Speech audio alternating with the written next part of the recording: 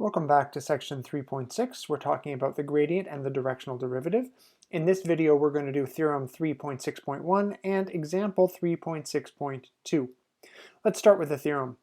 Let f of xy be differentiable at a point AB. If u hat is a unit vector, then the directional derivative of f at AB may be calculated as the gradient of f at AB dotted with u hat. Proof. So let's give u some components. So let u hat be u1 and u2. And we're going to introduce a new function of a single variable t. So let's let g of t be the function f of a plus t times u1 and b times or b plus t times u2. Now notice therefore that g of 0, if we plug in t equals 0, we're going to get f of ab. And if we plug in g of 0 plus h, or just g of h, well, that is going to replace t with h, so we get f of a plus h times u1, b plus h times u2. Which, you might guess, if we're evaluating these two things, is leading us towards a derivative. So g prime at 0, which is, using the limit definition of the derivative for a single variable, is the limit as h goes to 0 of g of 0 plus h minus g of 0 over h. And if we replace what we have here and here, then we have f of, we have the limit as h goes to 0 of f of a plus h times u1, b plus h times u2 minus f of ab over h. And that is exactly the definition of the directional derivative in the direction of u hat of f at ab. Now, that's one expression that doesn't give us the dot product here. We need to find another way of thinking about the derivative, and then we will set those two things equal. If we think about, we can think about g as f of xy, where x is a plus t times u1, and y is b plus t times u2. And if we do that, then we have access to the chain rule. So g prime of t, which is dg dt, by the chain rule is del f del x times dx dt plus del f del y times dy dt. Now, del f del x, we don't have a rule for f, so those will remain. But if x is a plus tu and b is and y is b plus tu2, then we can evaluate those two derivatives, the derivative of x with respect to t and y with respect to t. So we get del f del x times u1 plus del f del y times u2. And so if we want to look at the derivative at 0, because we want to compare to what one expression that we already have for the directional derivative, well, g prime at 0 is going to be, if we plug in 0 for t, we get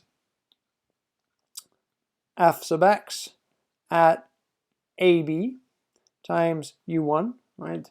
Del f del x is another notation for f sub x, plus f sub y at ab times u2. We can separate those two things as vectors and a dot product between them. So dotted with the vector u1, u2, the first vector is exactly the gradient of f at AB. The second is our vector u hat. And if we take the two expressions, we have expression number 1 here, that the g prime of 0 is the directional derivative, and we have expression number 2, that g prime of 0 is this dot product. If we put those two together, 1 and 2 tell us that the directional derivative of f at AB can be calculated as the gradient of f at AB dotted with u hat. Now we've done this for a function of 2 variables.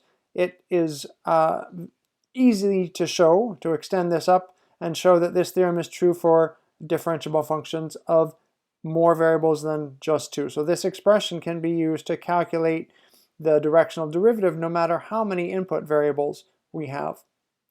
So let's do example 3.6.2, which is asking us to find the instantaneous rate of change, that's what the directional derivative gives us, of f of xy is the ln of x squared plus y squared at 1, 2 in the direction of u, which is 5, 12.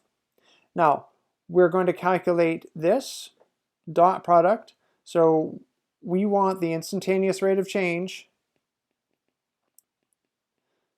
is going to be the directional derivative in the direction of u hat of our function f at 1, 2, which means that we want the gradient of f at 1, 2 dotted with u hat. Now, there's two things to calculate here. First of all, the gradient and u hat. We're given u. We have to be very careful. U hat is the unit vector in that direction. So let's start with that. So we need the norm of vector u is going to be the square root of 5 squared plus 12 squared, which is going to be the square root of 25 plus 144 is the square root of 169, which is 13. And so our vector u hat is 1 over the norm of u times vector u, or 1 over 13 times the vector 5, 12. We need the gradient. So the gradient at f of f at any point xy is going to be a vector that is the partial derivatives of this function.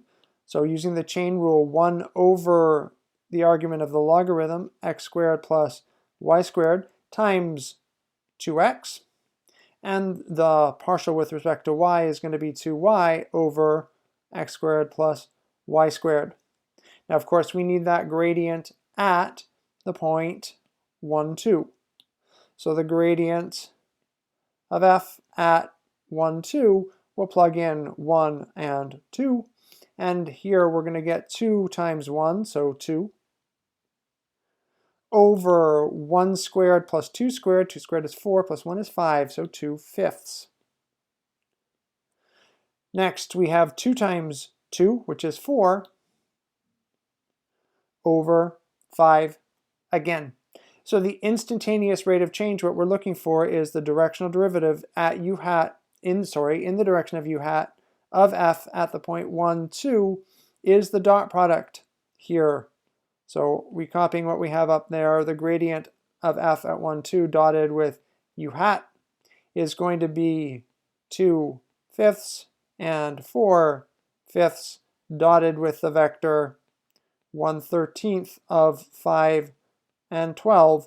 If I factor out the denominators, 5 times 13 is 65, so 1 over 65 times the dot product. 2 times 5 is 10, plus 4 times 12 is 48.